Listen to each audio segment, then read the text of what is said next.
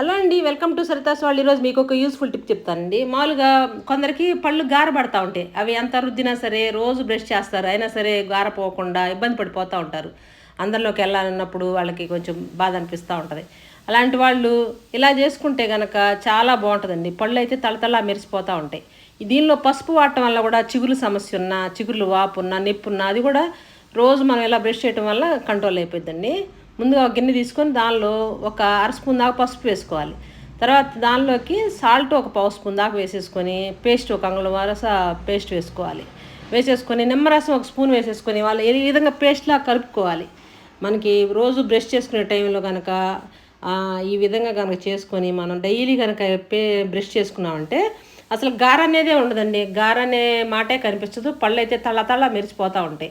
అలానే కాకుండా ఈ పసుపు వలన నోటి సమస్యలు, చిగుళ్ళు సమస్యలు ఇవన్నీ కూడా తగ్గిపోయి సూపర్గా అయితే ఉంటుందండి. ఇది ట్రై చేసి